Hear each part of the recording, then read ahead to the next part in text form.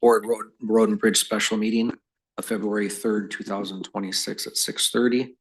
And Billy, can you do roll call, please? For just home board, right? For just home board.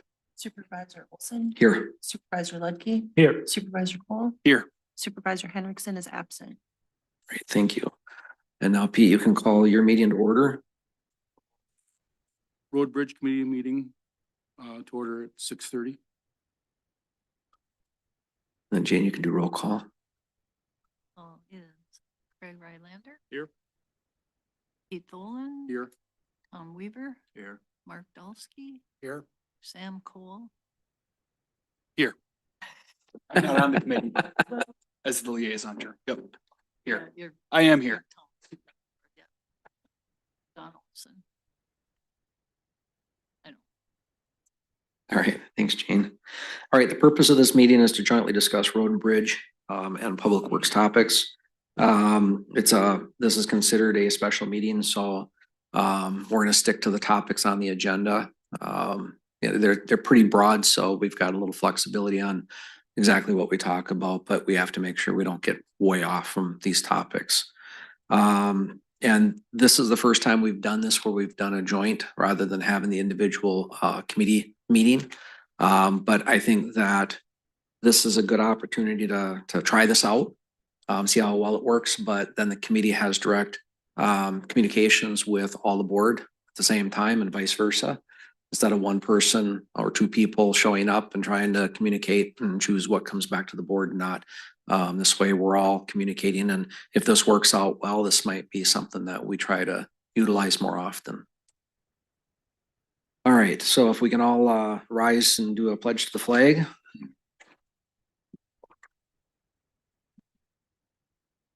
Pledge allegiance to the flag, States of America, to the republic which stands one nation.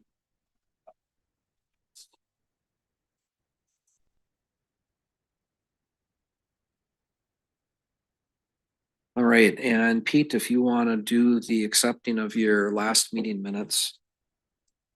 Yes, looking at over the minutes, do I have approval of the November 18th, 2025 minutes? I so move. Do I have a second? I second it. All right. Approval of the minutes of November 18th, 2025 Road Bridge Committee meeting.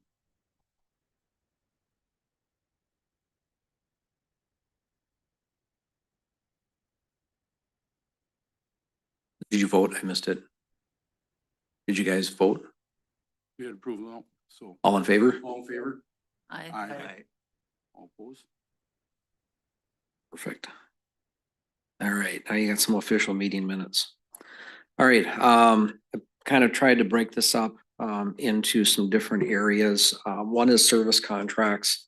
We've got several service contracts that we enter into each year that Road and Bridge / Public Works takes responsibility for. One of them is grading. In the past year, what we're trying to do is we've got service contracts, the RFPs put together that we've used over the years. We modified them a little bit last year. We're going to go ahead and bring them before the attorney and have some consistency put into them. The way we've been doing a few of them, it's instead of getting quotes or proposals, we've kind of melted that in with a bid process. And when we do that, it makes things a little bit more complicated for the township, kind of handcuffs us into a certain process. So with the attorney's help, we're going to remove those kind of constraints and make it where we are actually getting quotes. It opens it up to where, as long as we get 2 quotes, unless it's over 175,000, we can just get 2 quotes, or we can get 5 quotes, but whatever we want. And then make a decision from there and move forward. So we're going to have the attorney go through and do each one of them. Grading this year, the plan is that we'll go outside again for bids to do grading, something we don't want to do internally. So we'll go out for bids. I think last year I think we were a little over 60,000, if I remember right, in cost for road grading. Somewhere in that area. Another one is ditch mowing. Township used to do that internally years ago. And then we started contracting it out because of all the maintenance issues with the ditch mower that we had, so we sold that off. So we'll go forward with ditch mowing request for proposal again. Street sweeping is one that I kind of want to bring up and discuss here a little bit. What we've done is we've got a grant that we get from Anoka County each year. It's a $1,200 grant. It doesn't cover the first street sweeping, but it covers $400 for each of the last three. And so we have to do 4 street sweepings. We've contracted it out in the past. It's less than, I think it's just less than 2 miles, if I remember right. It's basically both sides of Martin Lake, some in Fawn Lake, South Linwood Drive. And that's pretty much it. And there's actually a lot of curb, shouldn't say a lot, but there's some curb and gutter that we don't even touch because of the cost of contracting that out.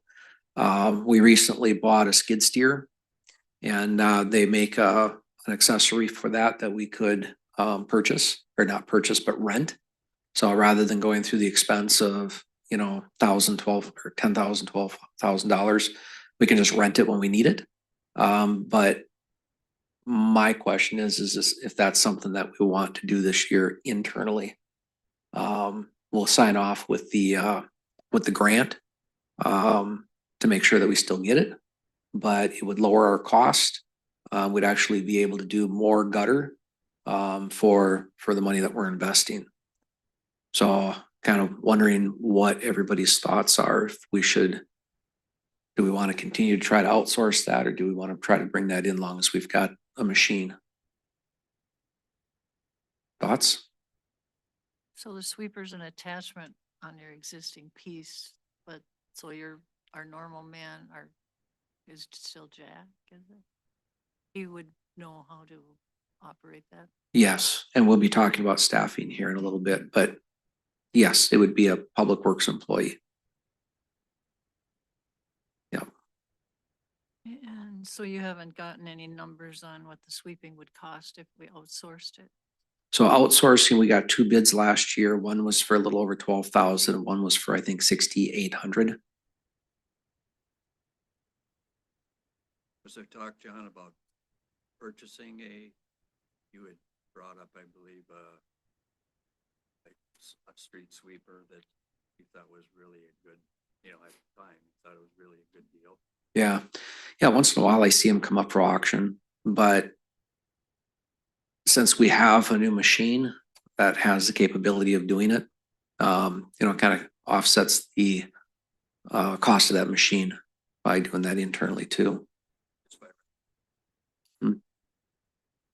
Yeah. Yeah. It's the nice thing is with the skid steer, they have an abundant amount of implements that you can rent. So it helped save us from having to buy all these things. So like right now we're renting a snow blower at $900 a month. So rather than spending almost $11,000 on one, we use it for a couple months and then we send it back. Next year we'll do the same thing. So it'd be the same principle with this brush that they've got for the front. Is that Yes. used for the streets or the sidewalks, or where are you using that thrower? The broom. Yeah, the broom would be just along the curbs and gutters. Yeah. So and with this, it's a little smaller. Like one of the contractors has a sweeper that's got a brush on the front. And then he's got the brushes that spin out to the side.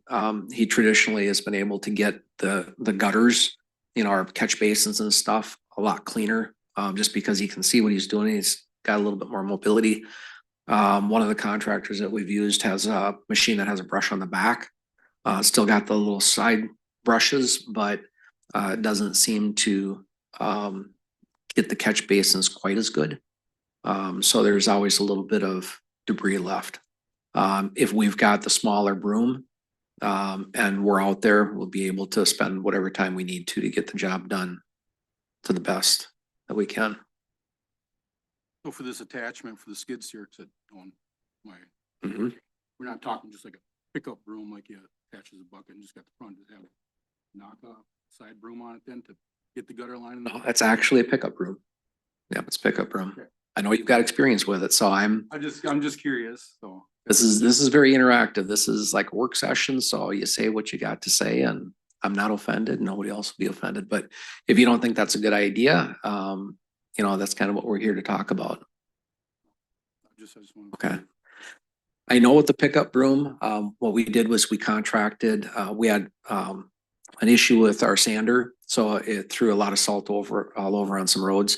So in the spring, we didn't have a pickup broom, didn't have a skid steer. So we hired a contractor to come in. Very fair with his pricing, but nonetheless, it cost us money. And that's what he did was he went out with a pickup broom and did a fantastic job. It was really impressive how nice and clean he got the roads. Especially with that little micro ground in salt, you know, into the gravel, so, or into the asphalt. So it's one that I think would actually do a really good job. The question is do we want to try that and see how it goes this year? Because that's going to determine whether we go out for an RFP for street sweeping or not. Yes, Sam? So if there were no staffing changes this year, is Jack gonna have enough time to street sweep? Um, Or would this have to come with a staffing addition? I don't think it would come with a staffing addition. What it would do is it would probably require a supervisor to volunteer his time to go out and help. Is that you? Mm-hmm. Okay, I'm volunteering. okay, Yeah, all right. yeah. Thank you, John. I think, I mean, me personally, I think when you buy a piece of equipment, you utilize it to the extent that you can. You know, and if it's gonna save the township some money and do a better job, might be something. And again, if you try it for 1 year, if it doesn't work out as well as we thought, you change and you go back next year. That makes sense. As long as we don't come to rely on that for too long, you know, Right. and then we're hit with the surprise of, oh, if John's not willing to do all this work for free, then actually this is expensive. Again, we'll talk staffing here. Does the broom attachment type thing, does that, and I'm just gonna, this, I don't really know, but does it suck up the salt at all on the road? What it does is broom spins backwards and it's got a catch on the front of it. So when it spins backwards, it's basically blowing the debris into the box. And then you pick it up, you go over to a dump truck, you lift it up, tip it, and it dumps into the dump truck. Then you come back and you keep doing the same thing. About all the salt into the lakes, so. Oh, yeah. Yeah. No, like I said, I think, you know, I don't know if you've used the catch brooms or not, but like I said, I was very impressed with the work that was done here 2 years ago. Okay. Yeah. What's a consensus? Try it on our own, or do you want to do an RFP anyhow? We can do an RFP. It doesn't mean we have to accept an RFP. I'd like to still get one, just to know. I'd Then say you've got a I'd get comparison. our- So, Okay. yeah, just to see, because then for next year, you have an idea, okay, this is what it would cost last year. Here's what man hours we had in this and equipment in this. Sure. Okay. We'll do that. Gravel. So normally we have a budget of $50,000 a year for gravel. We usually end up having to go over it a little bit, just because of the additional cost to it. But right now we've got one cul-de-sac that needs some gravel. Not super important, but it's a little bit low. We did put some in there here a couple of years ago, but we needed to bring it up a little bit more. The other area that we have an issue with right now is the Ryan Lake Drive. Ryan Lake Drive has very little class 5 left, especially on the west side. It's very low if you look, it holds water all the time. The guy that's out there grading is always trying to cut the ditch to drain the water off the edges, especially in the spring. So that road's gonna need gravel. So a question that I have is, I did get an estimate on using a new product called Base One. And so the contractor will come out and put 6 inches of class 5, also using a Base One as an emulsion agent. In that they lay it out, they grade it out, they pack it down, And it's similar to using like, calcium chloride. It keeps it wet, not like blow it up on your car, but it keeps it moist. So it holds the material together longer. They did do a pilot up on, County Road 19A in Athens Township. And I've been watching that the last couple of years and, instead of having to grade on a real regular basis, basically like if there's a curve to where there's a flow, you'll get a little bit of washboarding and it'll get a little bit of potholes right where you go from blacktop onto the gravel. So it does get touched up a little bit with a grader from time to time, but they said usually it's 2 to 3 times a year rather than, every other week sometimes. So the estimate that he gave me at that point in time, which was a couple months ago, was about $40,000 to do 6 inches of gravel on that entire stretch in there. Now, there's a lot of people in the township that have asked about that being blacktopped. But that's something that we could probably put on a long range, but unless somebody wants to be very generous and give a huge levy increase, I can't see where we're gonna be able to afford to blacktop that anytime soon. So it's either raw gravel or we pilot that section with base 1 gravel. Thoughts? How new is this base one? You mentioned Athens or Athens Township, yeah. Township? They're the only ones that you know of that have used it? They piloted, they were the closest ones. Sure. It's been used out west of Cambridge, Okay. some townships out there. Okay. But this was the closest one, so that's the one I've been driving periodically watching. Okay. That's the one, Craig, that's the one we looked at as well, right? What did you guys think of it? It was nice. Nicely done. And it's not supposed to be harmful to the environment. So running it there along Ryan Lake should not be an issue with this stuff. But it might be a good area to pilot because that is a horrible stretch of road. It's one area that we get a lot of complaints on. This might be a stupid question, but who assures that it's safe for the environment? Is it just the company making that claim or is there some sort of oversight? Oh, we could definitely look before we move into it. That's my only concern. And getting something on it, yeah. Some documentation. But yeah, if we get some sort of, and I can do my own research as well, but that would be my only hesitancy is I'd want to be sure that we're not putting something down that would affect wildlife negatively. Yeah, absolutely. All right, I made a note of that. All right. Yeah, that was supposedly a product that was used in Minnesota because of the concern of lakes and runoff. So, but we'll get the official write-up on it. I wonder if we knew that already. It seems like maybe if I look back in my notes that we would know what it was made from, that Yeah. product that goes on there. I'll try to see, I'll look at that. Okay. All right. So we get more information on base 1. That means that we'll probably have to hold off on the gravel RFP because we don't know whether we're putting an RFP out for gravel in base 1 or whether we're just doing gravel. So we'll have to hold off on that one until we get an answer. If it's environmentally safe, everybody comfortable Yeah, with I would at least piloting that, because we got other roads that we get a lot of dust complaints on. Northland Wood Drive area is another one that gets hit pretty heavy. So if we pilot this, that might be something that we look at doing more in the future, I would guess. Be a good stretch for it with traffic. Yeah. They'll let you Super. know if they like Yes, yeah, we'll definitely get some feedback. All right, sounds good there. Crack filling, as you know, we've been doing this now for the last couple of years. We budget 25,000 a year for crack filling. Cost is, like everything else, cost continues to go up a little bit. This year we spent $25,000 and did some of the roads right around the town hall here. But 25 grand does not go very far.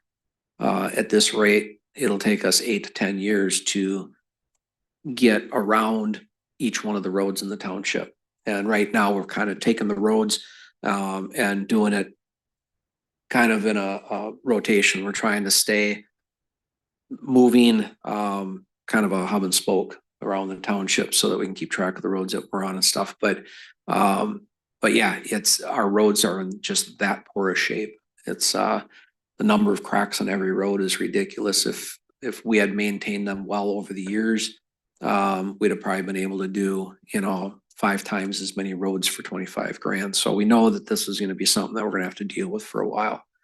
The question I think that, is gonna have to be looked into is whether we should actually be budgeting 25 grand a year for crack filling, or should we up that and accelerate it a little bit more to try to get through? Cause if you drive some of these roads in the township, a lot of them have these inverted speed bumps. And it's just because the cracks have been there so long that the base underneath it is given away and the blacktop is sinking. So the longer we wait to fill some of these cracks, the more it's gonna cost us later. So, I'd like to up the budget personally. If that comes to asking for more levy money. Be nice to communicate to the townspeople. Pay this much now, pay that much later, because it's a common pattern that I'm recognizing across departments is, if we had addressed this problem properly 5 years ago, we'd be paying half as much. And if we wait 5 more years, we'll be paying double. yeah, and right now it costs us roughly $1 a lineal foot to fill a crack. If it's a wide crack, because it's been left so long that they have to use like Polyflex in it. Polyflex is like $4 and Mastech is like $5 a lineal foot. So yeah, the cost exponentially goes up the longer we let it go and the worse the crack is. So the committee, what do you guys think? Is that something? I agree 100% because that's a lot of your maintenance, working in the industry and stuff. You gotta preserve these roads somehow, because like Sam said, you're kicking a can down the road, so it's gonna cost more. It'd be nice, when a town does a newer road, be within 2 years to see what our cracks are, because that's the key, is that water and degradation to the subsoils below. Yep. So. Yeah, okay. Let's put that on the list to discuss then. Committee's recommending then to up what we're spending then on crack filling, I would assume, to the board. Is that a consensus of the committee? Yes. Yes.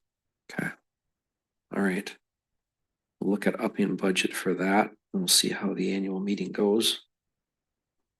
All right, weed control, something that we usually don't deal with, but it is one of the public works contracts that we deal with. This is weed control on parks. So we have a RFP that we put out each year. So that will be going out. And then park mowing. I think the intent of the board, after last year, I thought we had a really good result last year by contracting out the grass mowing.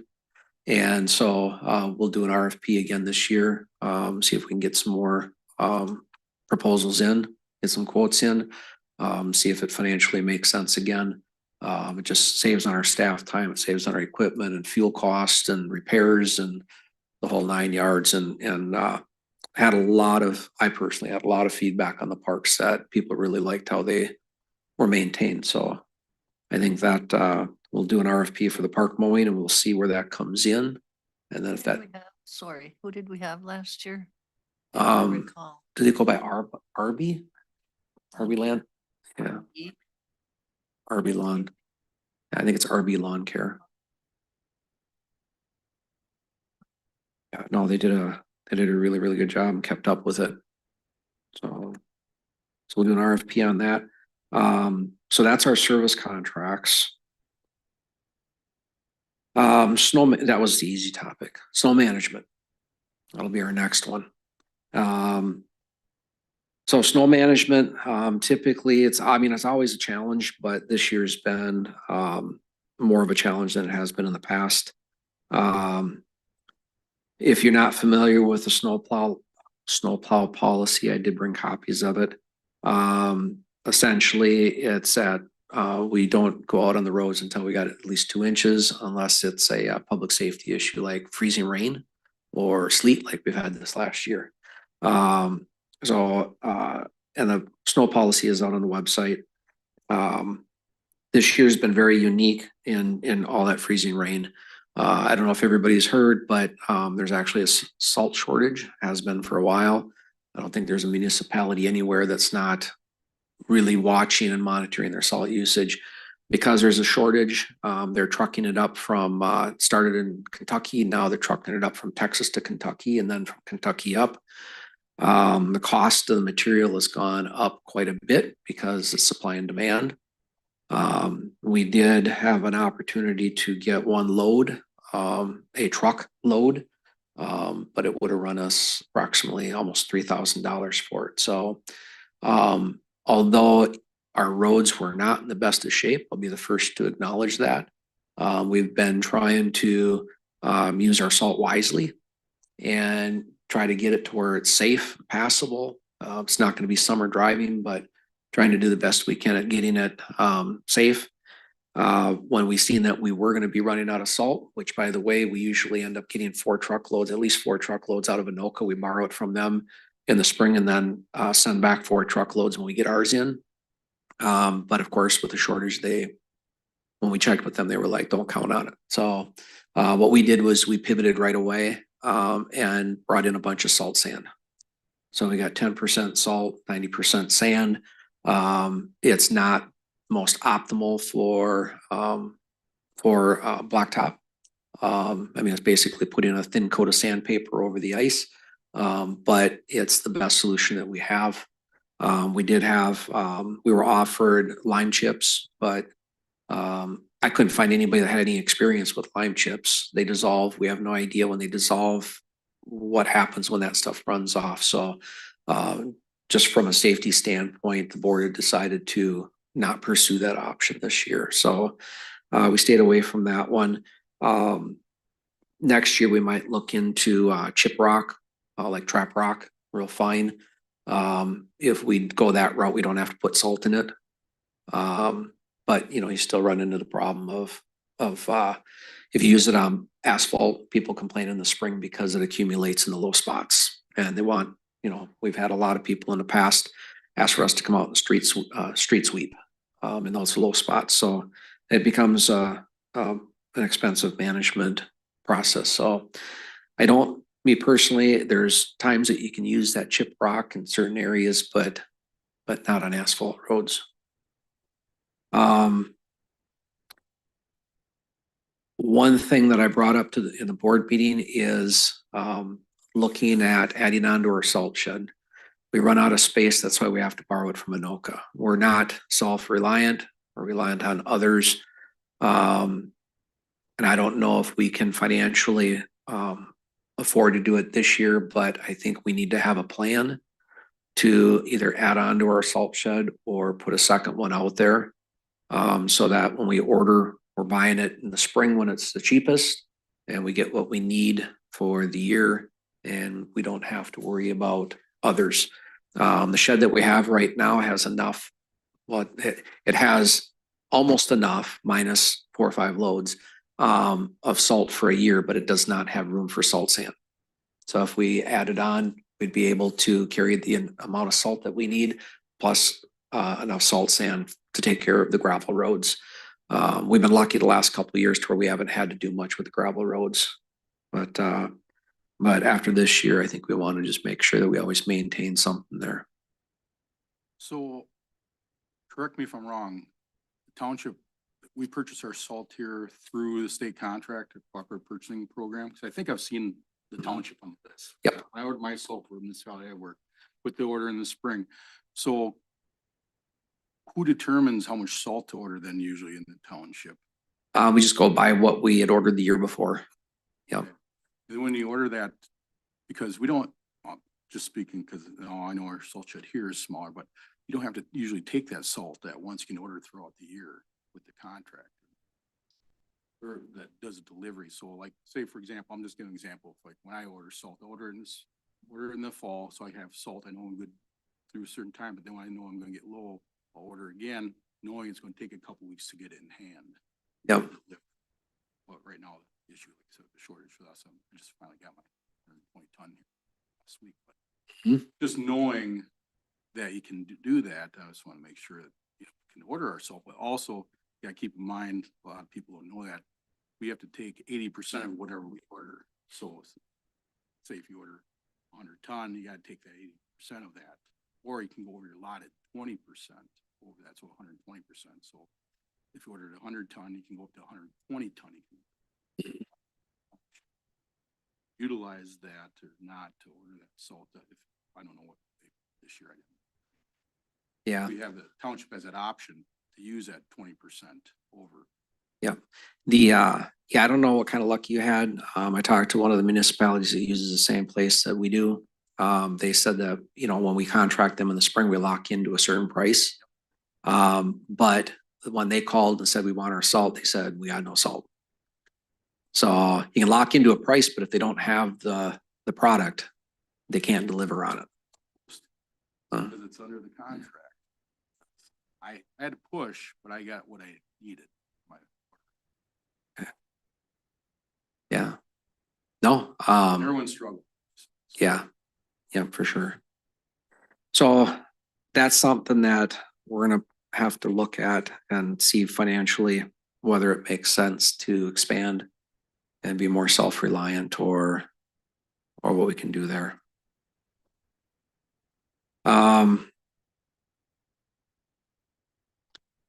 We'll talk a little bit more about snow management. We get into the labor. But going through the equipment, I got a list. I was trying to do this stuff before I got here, but I ran out of time.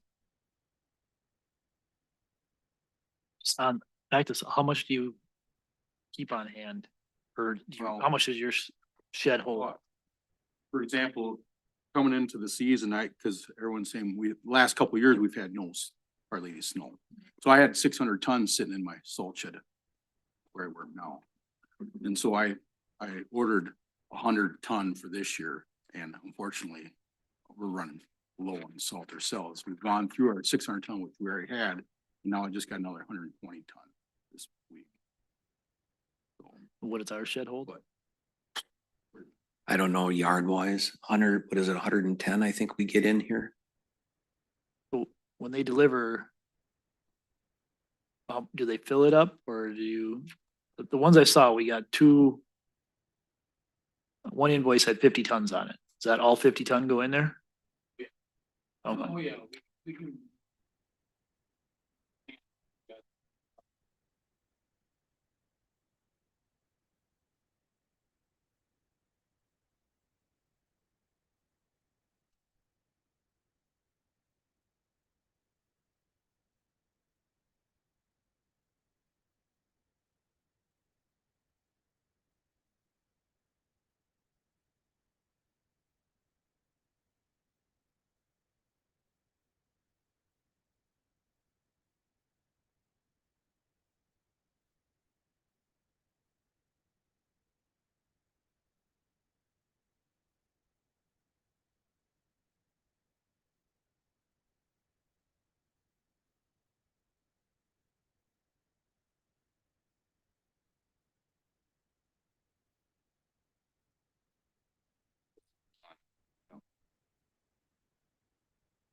We only order 150 to 200 is what we put on the state bid. This year we.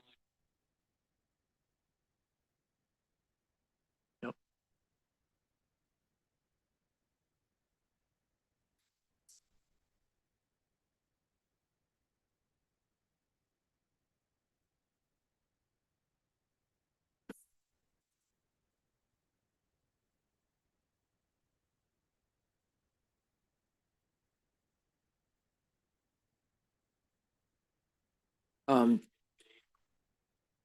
So when we got our load in, didn't we have to send 4 truckloads down to Anoka to repay them back? I thought this spring 4 truckloads went down of our order. But we still had enough come in here to fill. Right, but did those 4 dump truck loads that went to Anoka, did that come off from the 150 ton? No. So we got 150 ton and then it was above that went down. Okay. That was where I was questioning, because I only show us getting 100 ton on the bill. They only billed us for 100 ton. Yeah, so we came, yeah. For some reason, I thought hundred and ten. For some reason, I don't know who said it. Somebody at one point, I thought told me that it was, that the shed would hold 110 ton. And I don't know if that's true or not, but.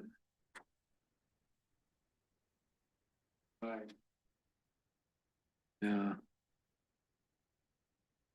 But anyhow, we're gonna have to take a look at what we need for storage back there. Or figure out a better way of being, I don't know, when's the last time there was a salt shortage that you're aware of, Pete? Oh, gosh, it was probably 8 years ago. It's been a while. But we haven't had weather like this in quite a while either, across the whole states with demand salt like this. Yeah, Again, just like situation I'm in, I was just, cause there's no perfect way to calculate how much you're gonna go through without seasons we've had. You know, that's why I just ordered 100 ton, thinking I'm gonna be safe with what I've gone through the years past with the weather we've had, but this rain and everything else, all these all nuisance snows is throwing everybody in for a loop, you know. Where I work or municipality or we don't have a fair pavement policy, so right now we're at the point where sparingly using salts on curves and intersections and hills, so. Trying to pre-treat roads too to help alleviate. sure. Yeah. But anyhow, All right. Any questions on the salt sand stuff? Else? All right, equipment, I just passed out, a list of equipment. And I know we've talked through the equipment before, but this kind of gives you a little bit better list. So the existing equipment, we just got that skid steer, the 255 skid steer. We got the 2 plow trucks. We got the wheel loader, we got the 1-ton truck, the plow on it. We got that Ford, that used to be the old fire truck, it's green, that's got a plow on it, Kubota tractor, 2 Toro mowers, electric cart, sprayer, spreader, hot patch trailer. There's also a green John Deere tractor with some attachments. We got a Chevrolet, I think it's a Chevrolet 1500, isn't it? The blue one? Oh, no, that's an F-150. What's an F-150? That's recycling? Yes. Yeah. Okay, forget the Chevrolet, it's an F-150. That's the blue truck. And then we got a landscape trailer. That's what I could find off from our list of equipment. And so some proposed equipment changes.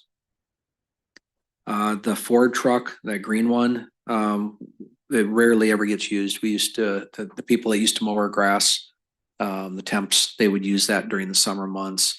Once in a great while, it would be used to plow in the winter. But otherwise it's not utilized very much. Had Jack look at last year what the value was. It looked like it was about 10 to 12 grand. Just to be conservative, I put 9 grand on a value. The Kubota tractor, that's got some attachments with it. I was told when I worked with CAT, they did a little bit of research. They said that depending on the year or the time of the year, it could go for anywhere from about 12 to 18,000. So I shot in the middle and put an estimated value of 15 grand on it. There's the Toro Z Master. We've got a gas model and a diesel model. Diesel model is the older one. I think it's a 2007. That's the one that we usually have the most maintenance issues with. The value I think is a little higher, but again, I tried to stay on the conservative side of the numbers and I figured 8 grand. The John Deere tractor with the attachments, again, just estimated 7,500. Would have to get a hold of a John Deere dealership to actually see exactly what that figure is. The F-150 truck, somebody mentioned any truck is worth 2 grand, so I put 2 grand on there. Landscape trailer, that's just looking at used trailers out there, they're at least 3 grand. So we should be able to sell that for about $3,000 if we decide to do that. And then I put the plow truck 102 on here. It's something that we've been talking about for about a year as to whether we want to keep both plow trucks or if we want to go down to one plow truck. Plow truck 102.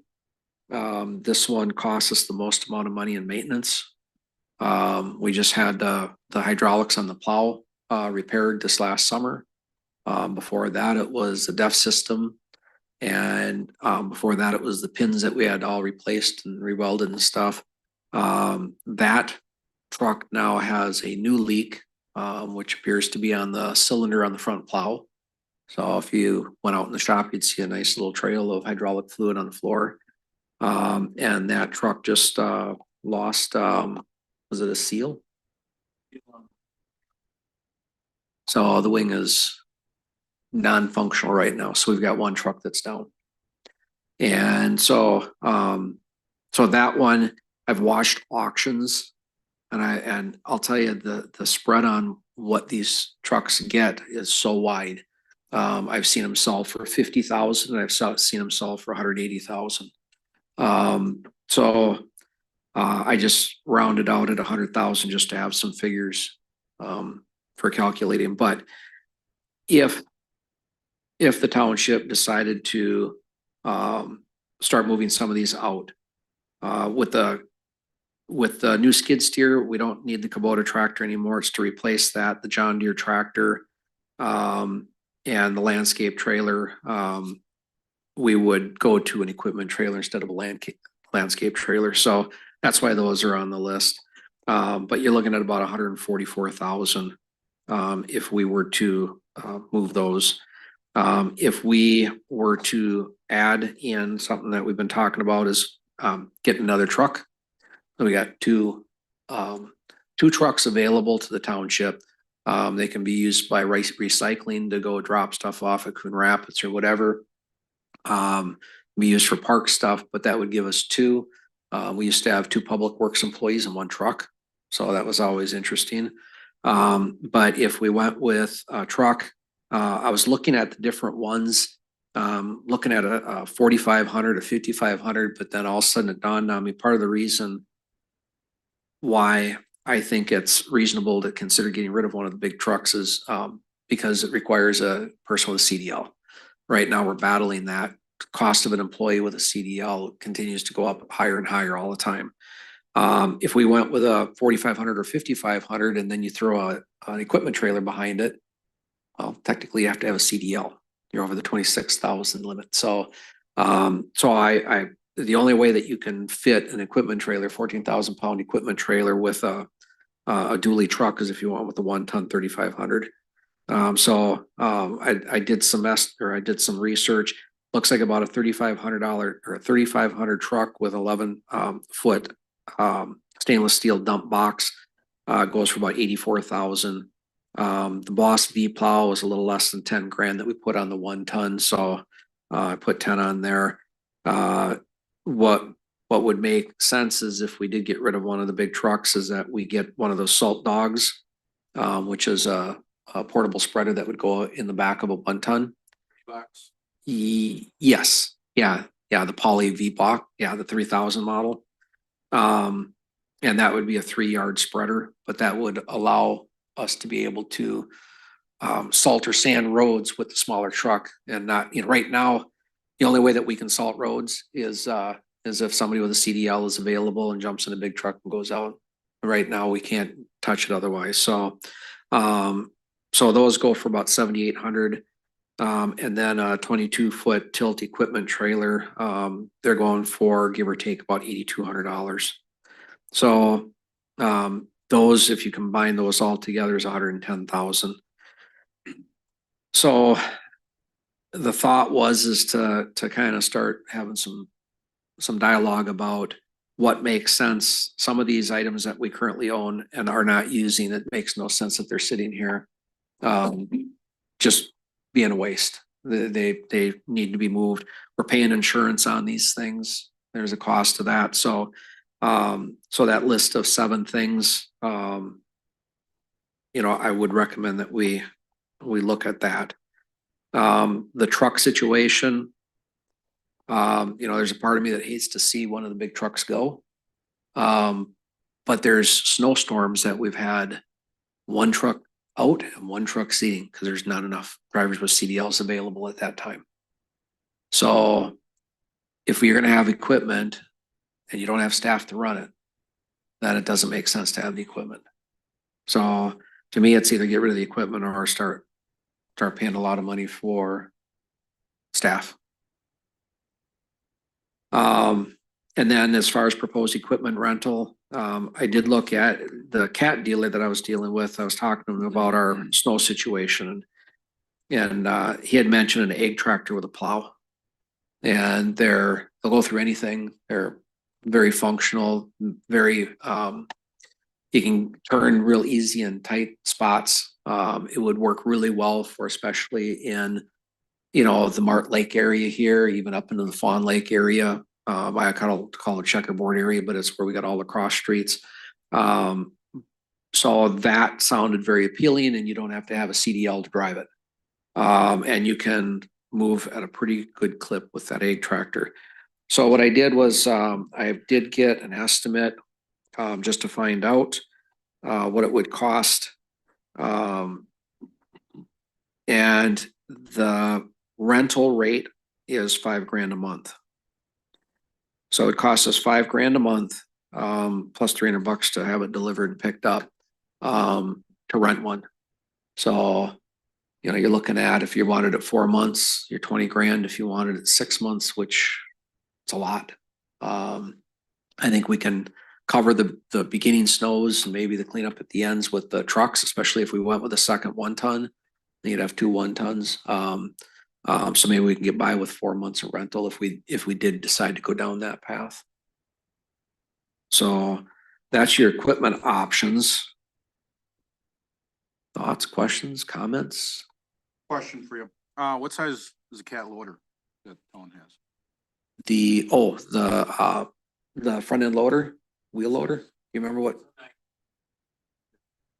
Is there, I'm just, because that's the same size we have where I work, so Hmm. we have a wing and plow on that. We utilize that. Has town ever looked at that option? Looked at a plow, but the plow was like almost $30,000, for a articulating plow for the front. Yeah, and then didn't look at a wing, seen pictures of them. But how does that? Well, 2 issues with it. One is not an issue, but question: how does that work as far as driving down the roads? If you're gonna plow for 12 hours, do you guys have people that'll plow in them for that long? Since I'm the supervisor, I float, so I'll run a loader at the wing, or I'll on a tandem or single axle, so I do it all. So a lot of the guys like it a lot better because it goes a lot quicker and it's a lot easier, especially because we have a lot of cul-de-sacs. So I'll utilize that in the cul-de-sacs, but when dead end roads and stuff, all that loader go in there because it can go right in and come right out. Only downfall to that is then I gotta have somebody come in behind and salt. Hmm. Because the other issue is when when we're out scraping roads, the loader, I'll say the loader, the plow isn't as much weight to it as a truck if you don't have an underbelly blade or whatever. So, but for snow removal, it's a lot quicker for so I can have the guy out doing a lot more with it. Granted, then you're tying a loader up for us, like we're loading trucks with salt, but we have a larger skid steer, so we use that skid steer to load salt. But knowing I have a snowstorm coming in, I'll have staff load the trucks with the loader, then we'll pull the loader in and hook up the front plow and the wing, and we're all set to go. But looking at the price, you're saying $5,000 a month roughly with egg, wing, plow, over long term, because if you keep the loader for extended period for amount of time, we've had our loader for 15 years, have had the same plow on it and wing. We haven't replaced or nothing. But now we're gonna be replacing that this year. We're gonna get a new wing and plow also. So, that stays with that piece of equipment, will work with that piece of equipment. So you're keeping with cat loader, the falls equipment will work with that when you have it all set up. What type of plow equipment township runs. Yeah, So just kind of like the food idea. for thought. Yeah, I mean, the egg tractor sounds appealing. But at $5,000, it's kind of, I mean, you can you can buy a articulating plow for the front of the loader, in pretty short order. You know, renting at $5,000 a month, so, but yeah, like you said, it kind of ties it up for load and salt. But I don't know how much of an issue that is for our public works guys. So. Okay, Just a thought. yeah. Yep, Do you have people that you can call in just for plowing when it's a big storm event? Or you use your standard staff all the time? Use standard staff all the time. So township I work in is a lot different than this town, than Linwood Township, a lot more staff. There's 11 of us, so Okay, I- okay. I'll call staff in. I'll see who's around and I'll just call everybody in. When it's a full call, you know, but we have different, our policy is different. We have our main runs where if it's a big snowstorm, I'll just call staff in. We salt these roads and these certain roads are, main roads, but then same thing plowing. And then next day I'll call all staff and we might come in earlier. It's an all-day snow event or 2-day snow event. And we'll plow everything till the end, but we'll plow our mains and open up our mains or salt our mains. So for us, we don't really have an on-call, except you, I guess. No, I should we've- say, we don't. fire department has been very generous That's and, right. yeah, so, but every time we find a good backup plow driver, they have a normal job where they plow. So when we get snow coming down, they're like, I'll come and help you when I'm done. But they have to take care of their stuff first, and that's how it works. So, all three of our backup plow drivers, except for one, which he was here at the previous meeting and he's still willing to plow. But, all three of the other ones have jobs where they plow for a career, and so that comes first. Yeah. But I will say, without them, we would be in a lot worse shape than we have been. So, People gotta realize that too. Yeah, running a tight budget and everything. This is how it's gonna work out.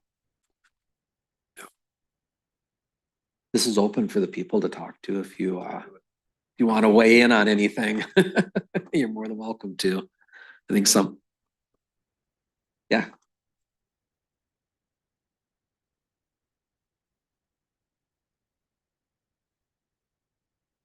They were 12.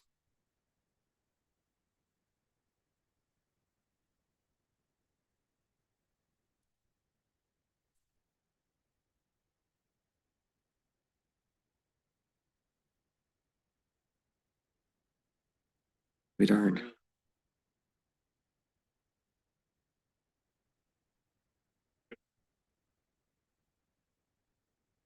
Yep.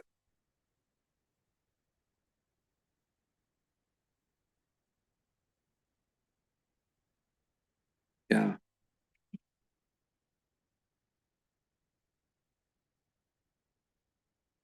Yeah. Yeah, I got a 1-ton with Dooley and I went out there and I looked at it and it was under 12, it was like 11.8. I was like, oh, perfect. Okay. Yeah. Okay, very good to know. Thank you. Okay. It might defeat that purpose.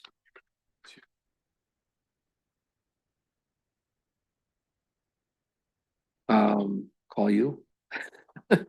No, it's, no, and that's why we're just proposing this and kind of going through the exercise, but the only way we do that is if we had something like an egg tractor, something that was significant enough to be able to replace it.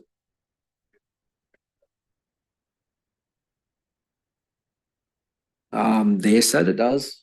I mean, they said you can plow all your roads. Yeah. Caterpillar.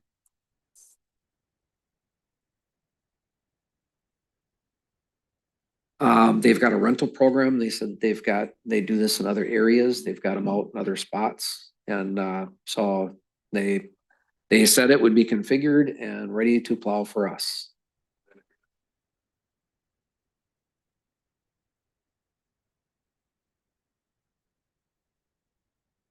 That's questions. Yep.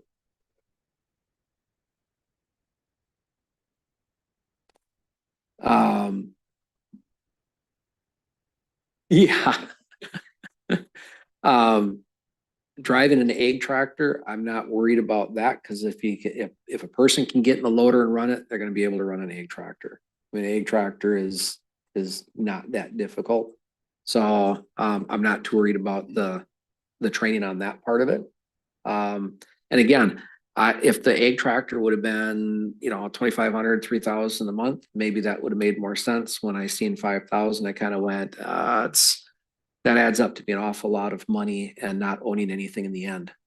It's like at that point for 20, 30 grand, I would look at backup contracting, getting a contractor that's got road plows. And we've got one that said that if we need to, we can contract them and they would come in. So I think by the time you're done renting an egg tractor, it'd be cheaper to just contract it out to somebody that already owns a dump truck with a plow on it. So again, the egg tractor was appealing, but I think financially it would not make sense for this township. So, but I'm still struggling with the cost of these trucks. The maintenance cost of these trucks is, last year was 25 grand. And it's like every year it just seems to keep going up and up and up.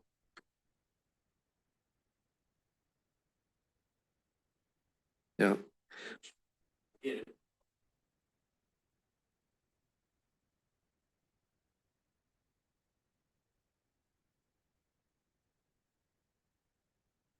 Well, and part of the reason why they sit there is because then you gotta take the sander off the back and everything I mean, we'd use them for shouldering and you had to drop off the spinner and then put the chute on it, but otherwise, if you're gonna use it for hauling and stuff like that, you're dismantling a whole lot more.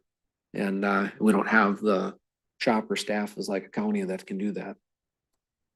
Not putting any words in your mouth. Just supporting you. So.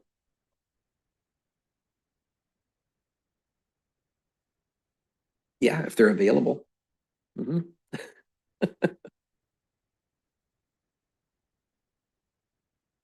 Any other questions? Okay. They were really good questions too, by the way. That's some firemen for you, right? You always got lots of questions. All right, so we got some things to look into as far as our equipment stuff. So Are you going to these things that you want to buy? Is that, more of what we need to get rid of. Yeah, I'm not sold on anything. I have strong feelings one way or the other, just in terms of the cost of maintenance on these things. Again, we've got us the same truck that now is unavailable until we can get it fixed. So now we're back down to one plow truck. If we get a major snowstorm through, it does us no good. And it was the same one that broke down last year, I think it was, with the pin that went on it. So it's, I think we either have to look at, is it feasible to continue to put tens of thousands of dollars into annual maintenance, and most of it going into that one truck? Do we pivot and go a different direction so we can get away from the requirement of a CDL? Or do we look at getting rid of this truck and upgrading it to a newer truck so we don't have the issues that we have with this one? I think all of those are options that we need to look at financially and see what makes the most sense. 102.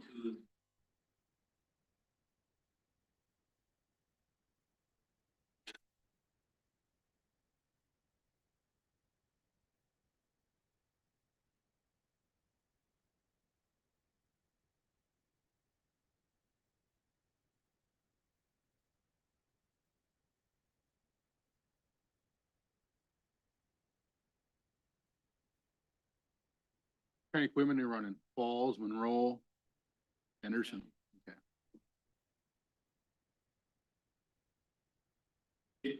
I've never seen a unscrew the cap like that. Cause we ran Falls strictly, but we had a new person come into our facility and change it to Monroe. We learned we'd never do another Monroe. We've ran Falls in the 25 years I've been there, and we've had. They've been both.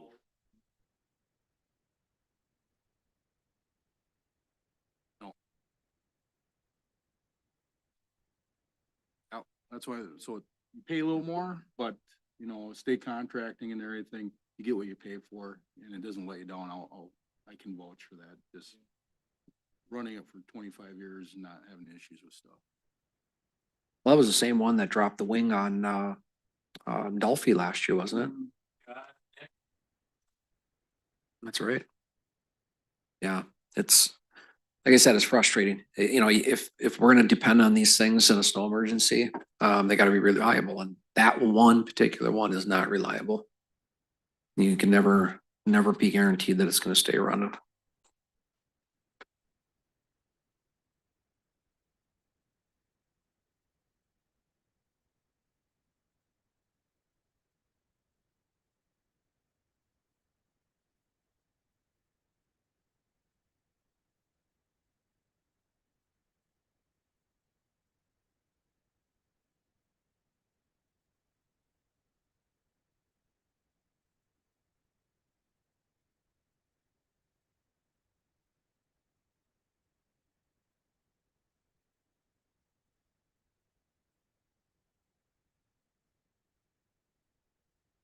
Yeah. Yeah, one of the things that, I wanna look at in price is, treated salt. Whether we should have part treated salt and part rock salt. You know, when you can't put the rock salt down, we don't, you know, I've mentioned this before about putting the pre-wetting tanks on the trucks, and nobody seems to want to go through the expense of doing that on these trucks. Then you have to have a brine tank. You got to be mixing it, or you got to know somebody close by that you can buy the brine from. We did talk to Anoka a little bit about it. Didn't sound like that initially was going to be a great option for us. But yeah, you got the tank issues, and you know, with our setup, it's probably better to do a pre-treat salt, in my opinion. So we can get away from the brine and stuff.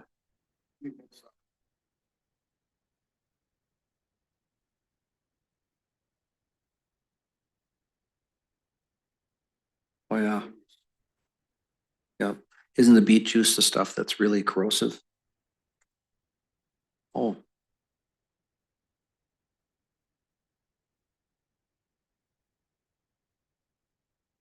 Huh.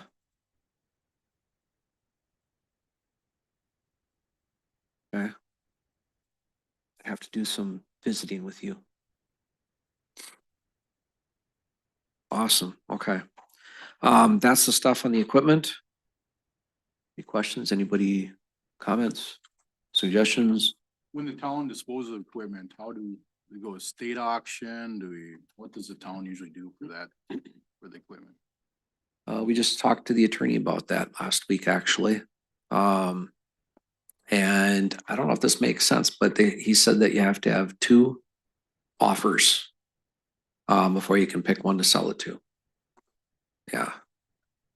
So we need to validate that, because I don't know if that's true or not. Didn't seem right, but Yeah, it seems awkward, because we used to go to state auction down Arden Hills, we'd haul our stuff, and when they do their state auction, we dispose of there, but we found out now use Purple Wave.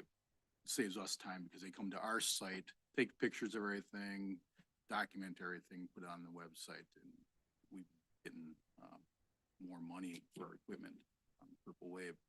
We got contractors come from down south to buy our old plow equipment and stuff. wow, So I never heard of them. Purple Wave, good one. So you see a lot of municipalities on there, equipment selling. So, I know, like Ramsey County Public Works, that's where they're selling their stuff also now, and so on, so. Oh, that's great. Thank you. Us. Yeah, that's awesome. Thank you.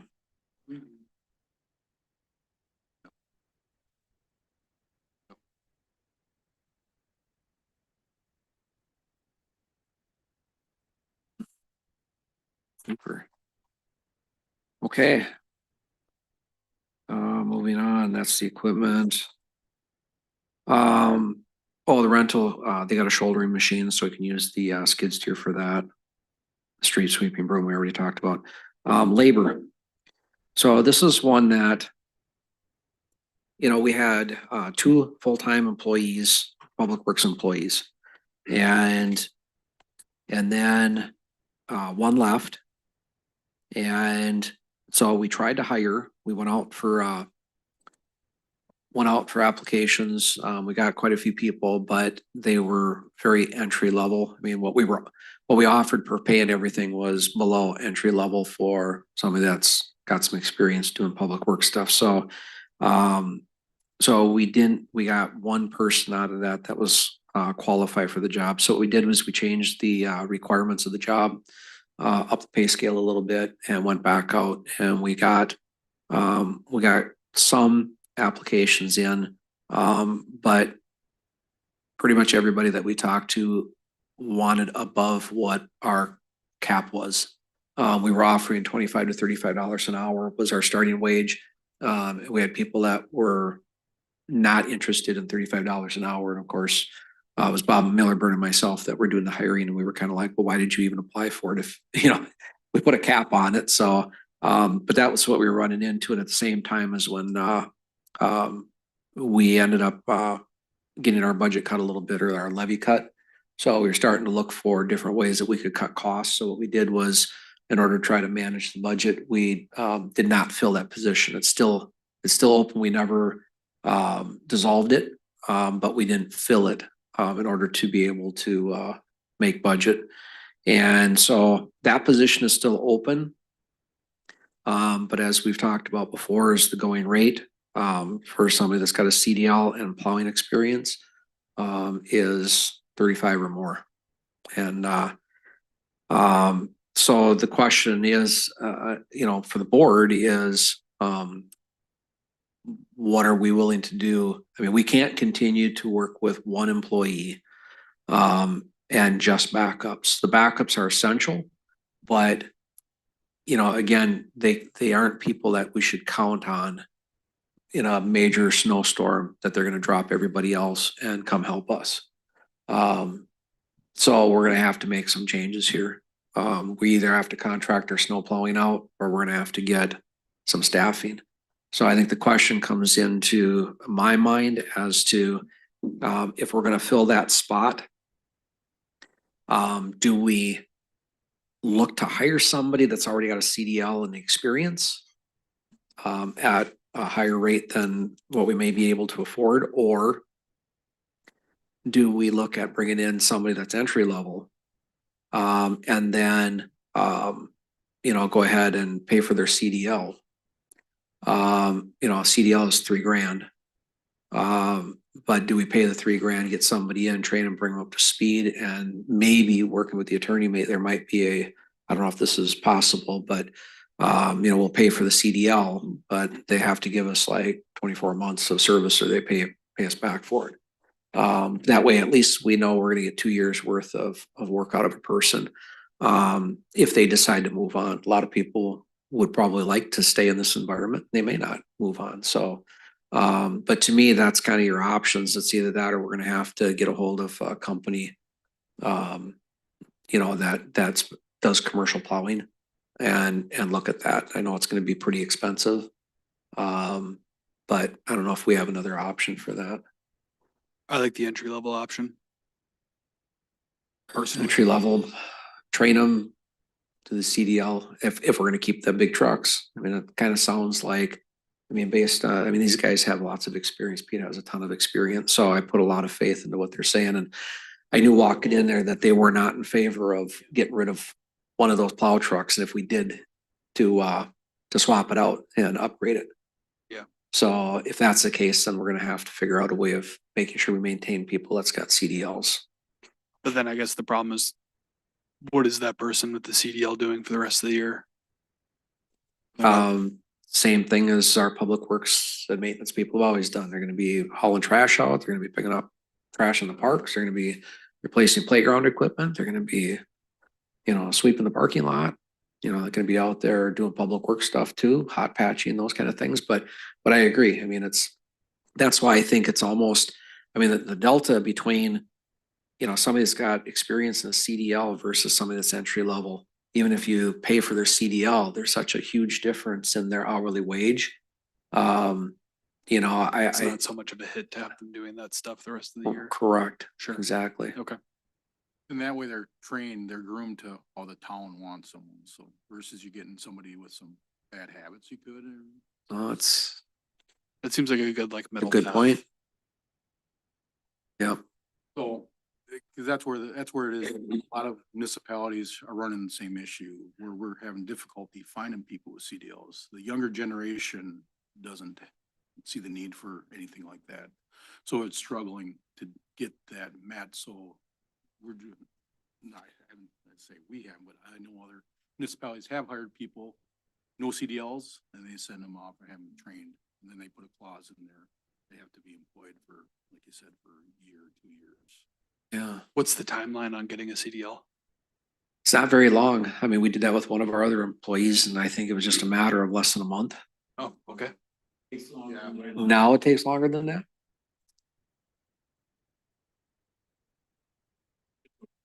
So.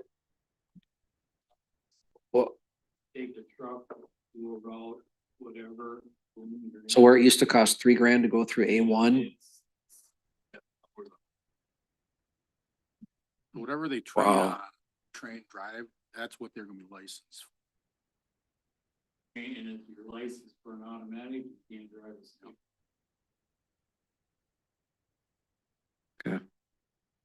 oh, that's good to know. I'll check into it. But I'll tell you, even $8,000, I mean, the difference between, you know, some of these people were looking for $40 an hour. And, you know, the difference between 40 and 25, let's say, I mean, it doesn't take very long to save $8,000. And so when we pay for the CDL, we're paying for the cost of the schooling, but we're also paying, I imagine they're doing that on the clock. I think we did that with that employee. We paid that employee for their time while they did the training. But at that point, it was like 3 hours. I think it was go down there and go through a class. They did a walk around in the truck. They drove it for a couple hours and then they went down to Arden Hills and drove the test. Okay. So I don't think it was very many hours, but As long as, you know, obviously, as long as they're certified by next winter, then I think that this sounds like a good option. yeah. Yeah, as long as there's a commitment of staying here, you know, for X amount of time, unless they want to pay that back. Yeah. Other comments, thoughts? I think we should still look at contracting. Just for consistency. Of services as an option. Partial part of the town or not. Just in light of what we've experienced. And then lessen the burden on. You know, the other things that staff has to do. Yeah. Cause that's the thing, when something's slipping in. Something's gotta be given up.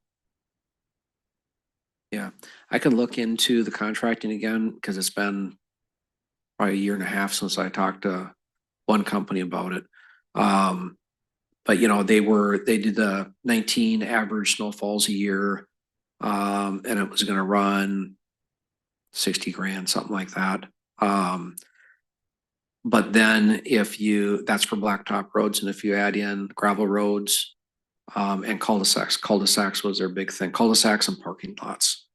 That's where the price started going up. If we covered those, then contracting cost is a little bit more reasonable, so we would still need to plow, but we'd just be doing something different than the main roads. But I can look back and get another update on the bid or on the proposal.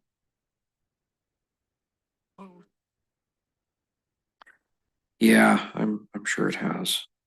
So you had a number, not, is that what you're saying, John? Say that again? You had a number, but didn't include gravel? Right, it was just doing the main blacktop roads. Yep, they just did the mains. They didn't do even, you know, the back, like, doing like, South Linwood Drive. It wasn't doing those. It was just our main stuff. But I'll look into that, Andy. Yeah, to me, you get the roads plowed, maybe it's not the cul-de-sacs. I know people could probably live without their cul-de-sacs for 48 to 36 hours to go back and clean up later, but You haven't had my phone very often, have on the you? roads. With the understanding of cost, I think that's part of it too. The town does not do a good job of helping people understand that we are paying for free. We don't pay for a driver. So there's a cost to it and we need to accommodate for that cost. Cause people might think we have a staff of 11 and we don't. And that's what the budget reflects. Yep. Okay, so I will look into that contract cost also. This season, again, thank God that we had some firefighters step up and be backup plow drivers. It's still gonna be a struggle to get through this year depending on what we get for snowfall. You know, I'll always be there if I need to. But it's a little truck. I mean, it's not a big truck. It can't take out the big ones.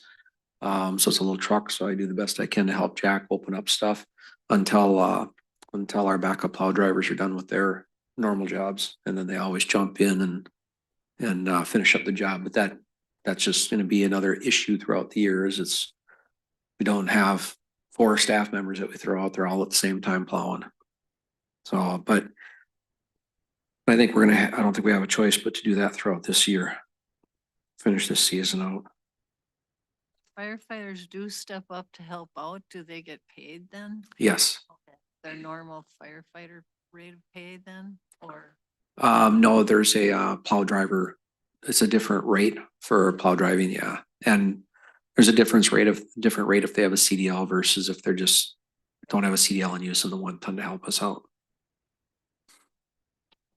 Just checking. Yeah, no, that's a good question. All right, and then moving forward, we'll start looking at our options for possibly hiring an entry-level person. And then look at what the cost of doing a CDL is. All right, projects. Another handout, sorry.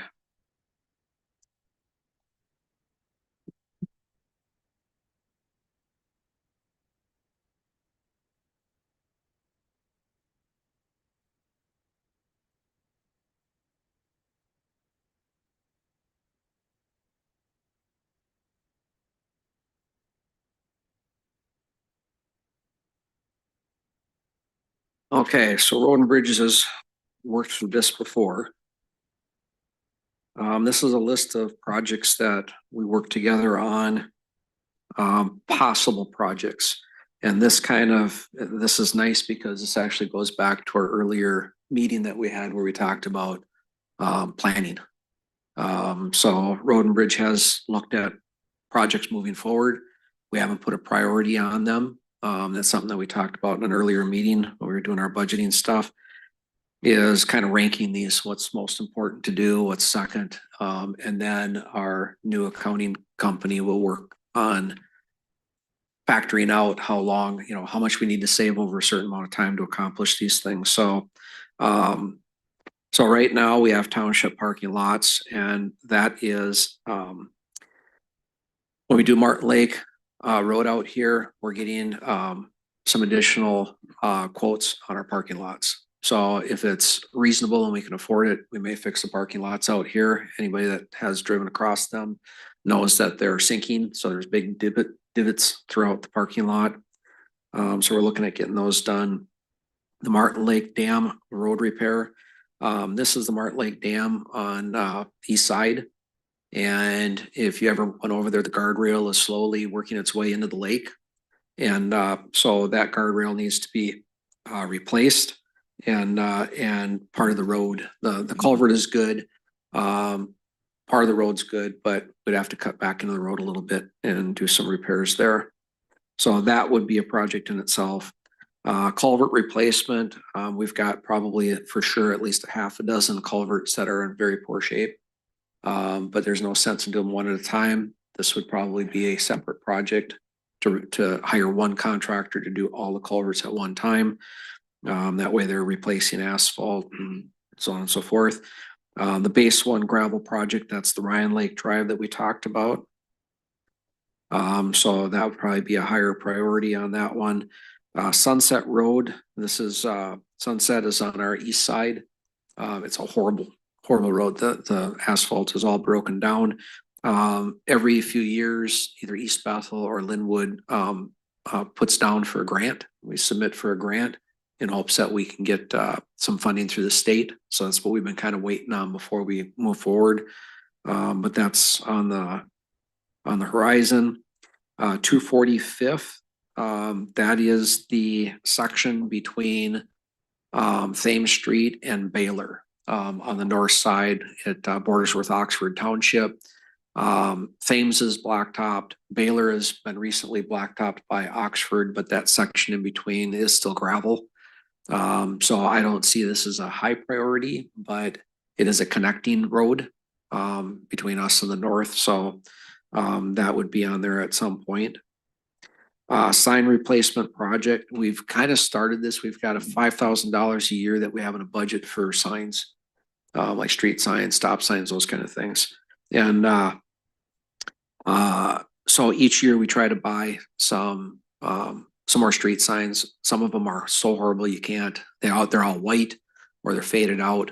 So slowly we got to get those things replaced. It's a slow process at $5,000 a year. But that's what we're doing. So if we wanted to get them all done at once, we'd have to put this together as a project. There's the next one is the fire number sign project. I talked to somebody in the township over in Chisago, and they said that they went through the Chisago County Emergency Management Group and got funding from them for their signs. And they actually did all the signs for the entire county. So that might be something that we want to look into and see if we can get some funding. So that would help with that effort. Purdue Street, this one, we've already taken it off the list. This is up in Fawn Lake. It's a road that's kind of off the beaten path, and kids kind of abuse it. They use it more as their little go-kart track than anything. Some people have been complaining.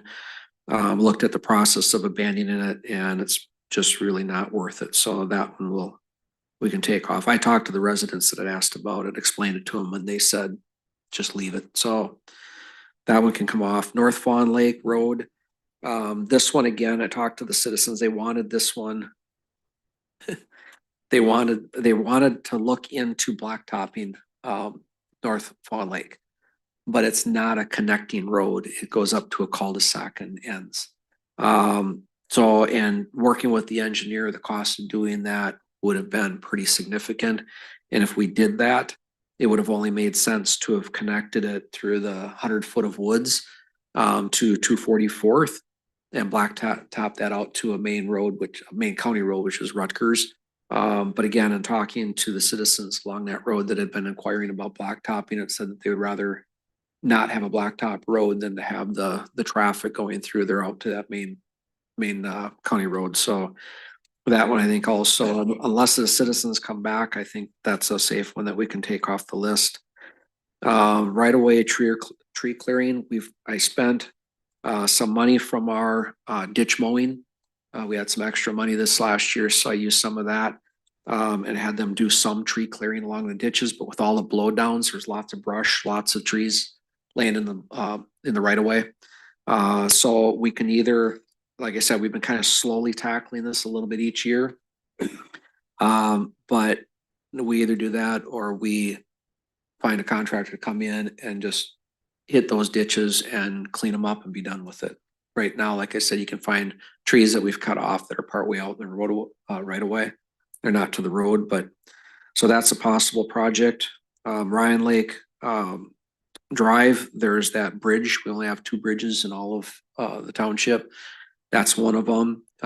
It's caved in. The blacktop is caved in with a sinkhole, and it's been filled and caved in and filled and caved in and filled. It's just a matter of time until that one goes. I have gone through this list with the town engineer. This is one that he's got on his list to try to work on with Anoka County to eventually get some funding to help us replace that. But the last time they check it every single year, and the last time they checked it, it passed the safety. But for the first time this last year, he said it is starting to get to the point where they're going to have to watch it closer. So that one is again, kind of like Sunset, we're watching and hoping we get some funding. Does anyone check like with the watershed to see things available, the watershed district or anything like that? I know just from experience, we've gotten some money for some major culvert, 48-inch culverts under roads and stuff like that. Really? I have a meeting Thursday night with our watershed. I'll bring it up and ask. Yeah, yep. Perfect. Thank you, Pete. Dolby Street, this one is, just a couple blocks over here. When they put that street in, part of it was put in and it's nice and open. It looks like a normal street. Part of it, it's like they didn't plan on having a road connecting through there. So they never took some of the trees out that are actually kind of partway into the roadway. So we've had some, residents that have talked about, that's an issue because you can only have, if you have a truck, there's two vehicles coming, one has to stop and wait for the other one to get through. I've plowed that road and it's nasty. The dirt on the sides are a foot and a half taller than the road surface itself. So you're peeling dirt when you're plowing and stuff. So that's what this one is referring to. This one, I did talk to the engineer about possibly having a contractor that does the Martin Lake Road, because it's only a block up, and find out what it would cost for a contractor to come in since they got all the equipment and clean up that spot. So we'll see what happens there, if they can do that and what the cost is. If it's not too bad, well, they got the equipment, it'd be easy just to do that. Martin Lake Drive, this is the alley. This is our one-way alley that we have. It's very narrow. You could get an ambulance down it, but it's in pretty bad shape. It's another one that what I did was, with the Martin Lake Road project, they are going to go, at least about 100 feet down that road, because when you come off of Martin Lake Road, there's a pretty significant drop. It's gravel. It constantly washes out. And so, I've got them looking at going about 100 feet up into that, cleaning that up and having a decent transition, bring the blacktop a little bit further in. So we might be able to fix some of that without it actually being a project. Fawn Lake Neighborhood Asphalt Request, that can come off. Sorry, I didn't realize that this was that old of a list. So, Fawn Lake Neighbor and the North Fawn Lake Neighborhood can come off. And the Martin Lake Dam repairs, we actually already did that. That was where we actually put the catwalk along there. So those last three can come off. So that's the list of projects that we have right now identified. And again, we've worked together in our past committees to come up with this list.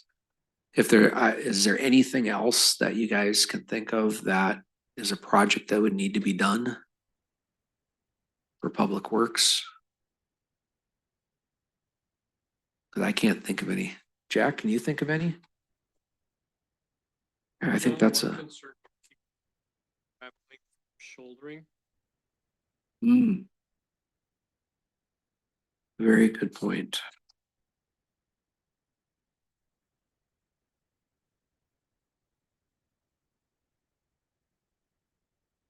Yeah.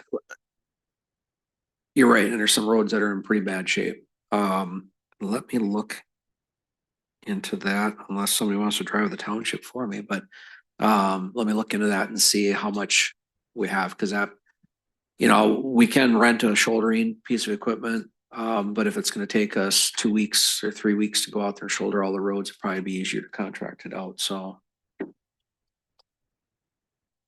Sorry about that. They want to offer me a $70,000 loan.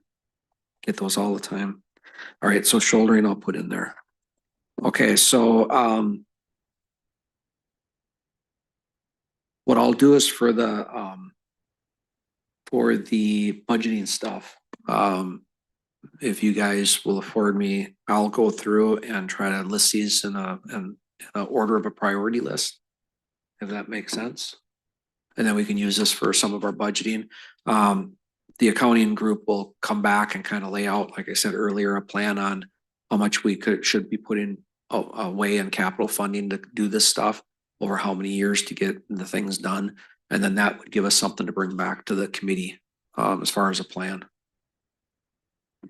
Well, the committee is in agreement, but you have an annual meeting coming up and Yep. you know what happened last year? Well, that's why they said they put it together in the order in which it's prioritized. And then depending on what happens at the annual meeting, can either be, like Andy said, sometimes if we come into a little money someplace, we can move something up on the schedule and get it done earlier. And if we get the budget cut a little bit, well, then we just push it back a little bit further. So, It's nice that you're getting some of the work done at the same time with Martin Lake Road. So that helps somewhat, you know, Yeah. to make it a little smoother.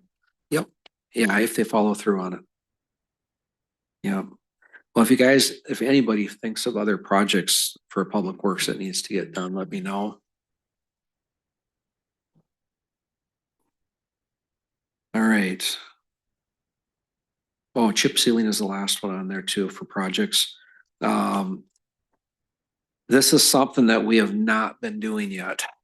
And, to the board, this committee has talked about this the last couple times. And we're losing on the asphalt roads, we're losing the integrity of, the oil burns off over time, it doesn't get rejuvenated, with chip sealing. So this is another one of those things to where when the roads aren't maintained properly over time, it costs you more later on. And this is one that I'll add to the list of projects. And I'll get that updated, take off the other ones and add this one on. But chip sealing, we're gonna have to start looking at what roads are in the worst shape, which ones can actually be chip sealed and get more time out of them, and which ones may be beyond chip sealing, and put together that list of roads and then figure out what the cost is. This is one that I don't know if we're probably gonna have to pick a certain number of roads each year to do, but that is not something that we currently have in our budget. Chip sealing, to my knowledge, I don't think we've ever chip sealed a single road in Linwood Township. So chip sealing, yeah. So chip sealing is another one for that. All right. The public works budgeting, we've gone through the budgeting stuff. Like I said, I put this on there before our meeting earlier. So once we go through that process with them, then we'll be able to get budgeting information back to the committee. We'll know a little bit more as well. And then I left a section on here for general road and bridge questions and answers. I know one thing, shared road agreements. I'm not sure if everybody's aware. Right now, I'll go through them real quick. Wyoming, we have an agreement with Wyoming. There's a little pie shape road segment down just this side of Wyoming, and it's Lion Street. So technically, we're supposed to be responsible for Lion Street and then 205th heading to the west. They have another road. They have the first section, probably the first 500 feet of 205th is theirs. So our agreement with them is they said, we got to go in there and turn around anyhow. So they take care of Lion Street down there for us. There's no cost, no exchange of money, nothing like that. Sunset on this side, on the east side or west side, Sunset with East Bethel, it's first one there, plows it out. But we basically, as far as all of the maintenance other than snow, they take care of their side of the center line and we take care of our side of the center line. So kind of a different little agreement there. On the north side, we have Oxford Township. Oxford Township, there's 245th between Thames and Baylor. And then there's 245th, that's east of Rutgers or County Road 18. Our agreement with them is that they take care of 245th off from Rutgers, and we take care of 245th between Thames and Baylor. So that way we don't have to worry about crossing over. And the last one that we have is with Stacy. Stacy has gotten way easier to work with. Can't say enough good about our relationship with Stacy because it was really horrible before. But right now, the shared road that we have with them is Lyons north of Fawn Lake Drive. That is the first road on one of their routes. So they clearly get there before we do. So they plow both sides of the road. And then we come through and we salt. And so that's our exchange on that. So that's our agreements that we have with our adjacent communities. Any questions? Anything else? No questions? Guys are easy. Oh boy, you're tough. Okay.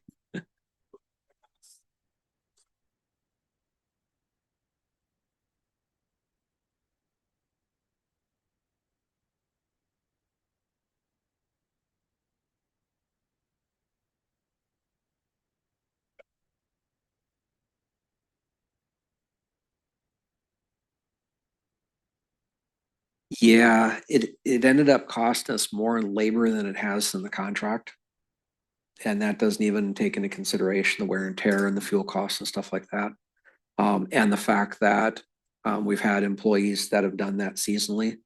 And then we've got problems with unemployment stuff. But don't get me wrong, there's not a shortage of work to get done. I mean, like just the amount of signs that we have, street signs to put up. I mean, there's a lot of smaller projects that need to get done.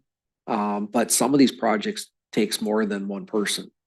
So some of them I've tried to help, as much as I can, but then, we still have some areas that end up being neglected because of it. So we have enough work to keep 2 full-time people busy.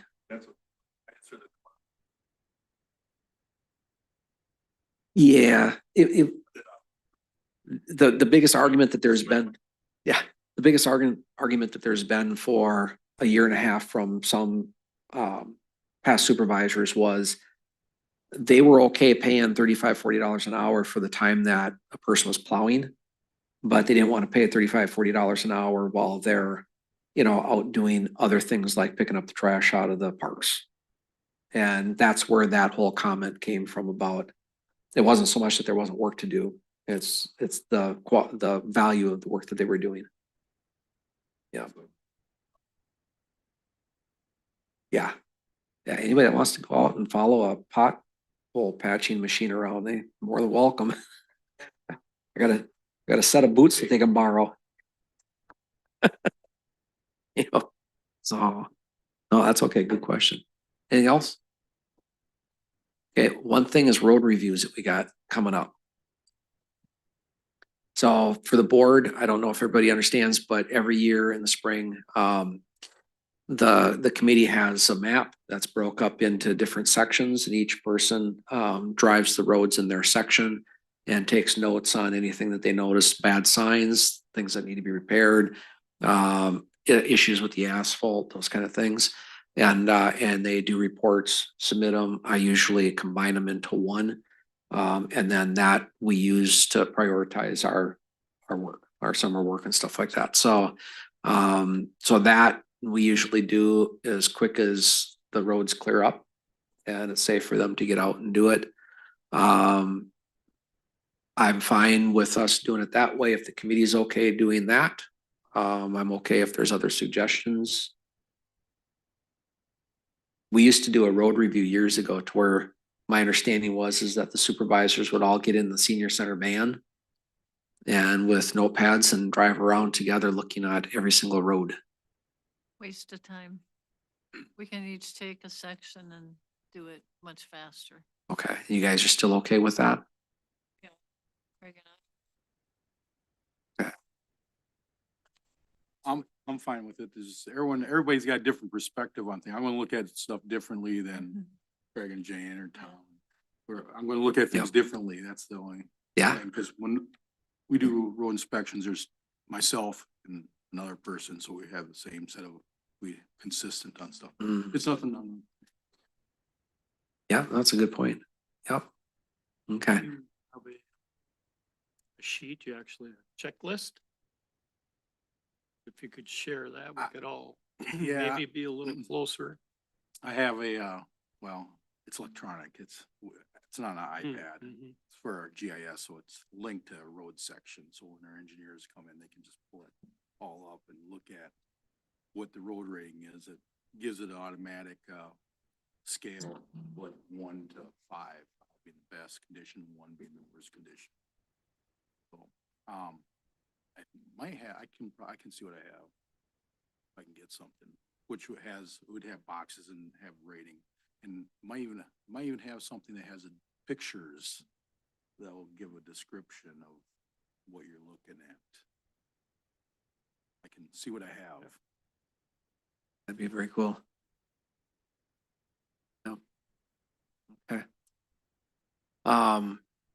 Otherwise, you want to just hand out roads for each person to look at and like we did last time, didn't we do that last year? We had a certain section of roads and Yeah, well, you guys had it broke up into the sections.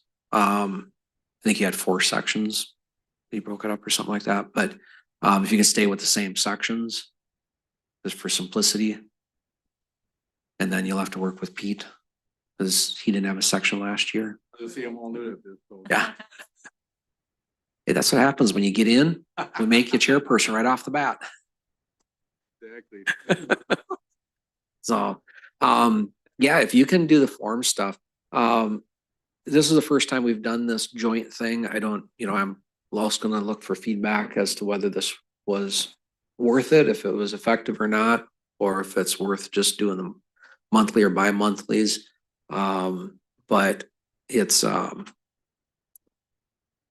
if we're not gonna meet again, or if you're not gonna meet again, within the next 3 months, you're gonna be right borderline with when the road review stuff will happen. I think it's normally April into May, something like that. So you're gonna be kind of borderline on working that out. Yeah, you didn't do it last year either, did you, Mark? Okay. Well, guess what? John, out of the neighborhood, he came down and asked me if I wanted to get in on this, and here I am. That's awesome. Yep. Yep. So,